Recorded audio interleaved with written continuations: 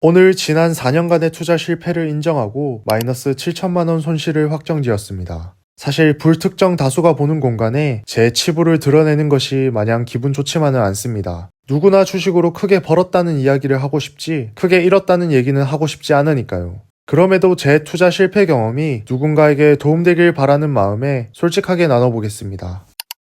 제가 투자한 종목은 LG생활건강우와 코콘이었습니다.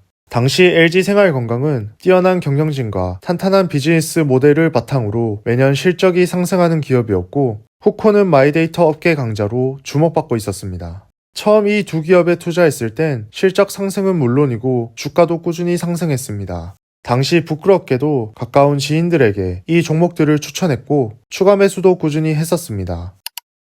주가가 계속 오르기만 했으면 좋았겠지만 현실은 만만치 않았습니다. LG생활건강은 중국에서의 화장품 판매 부진으로 인해 실적은 급격히 악화되었고 주가도 롤러코스터처럼 계속 떨어졌습니다. 코콘 역시 상장 초기 큰 기대를 모았지만 지나친 기대 덕분에 주가는 하염없이 하락했습니다. 제 투자 실패는 수익률이 마이너스로 바뀔 때부터 시작되었습니다. 수익률이 마이너스 10%를 기록했을 땐 지금은 오히려 기회야 라고 생각하며 계속 물타기를 했습니다. 처음 세운 제 투자 아이디어가 틀릴 리가 없다고 믿었습니다. 하지만 수익률이 마이너스 20%를 넘어 마이너스 40%에 이르렀을 땐 오히려 주가가 상승하고 있는 보유 주식들을 매도하고 물타기를 했습니다.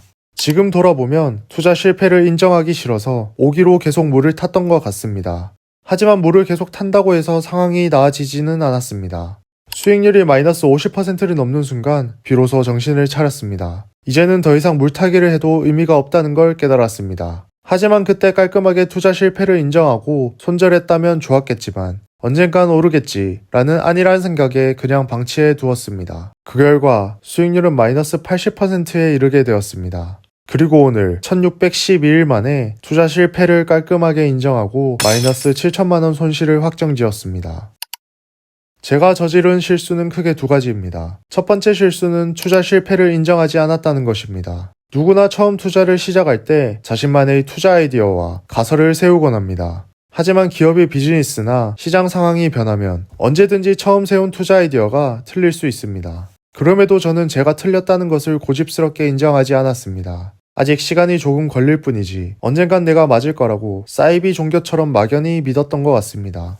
결국 상승하는 종목을 매도하고 물타는 실수까지 저지르게 되었습니다. 사실 조금만 더 빨리 투자 실패를 인정하고 다시 시작했다면 한 사람의 연봉만큼 손실이 커지진 않았을 것입니다.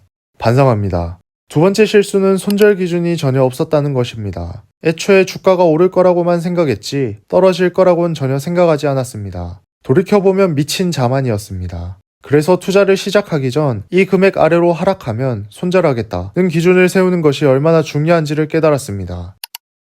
지난 4년간 시간과 돈 모두를 날리는 쓰라린 경험을 했습니다. 하지만 이 실패를 성장의 발판 삼아 더 나은 투자자가 되도록 하겠습니다. 그리고 현재 투자하고 있는 종목에서는 같은 실수를 반복하지 않도록 노력하겠습니다. 지금까지 제 투자 실패 경험을 들어주셔서 감사드리며 여러분은 저와 같은 실수를 하지 않길 응원합니다. 감사합니다.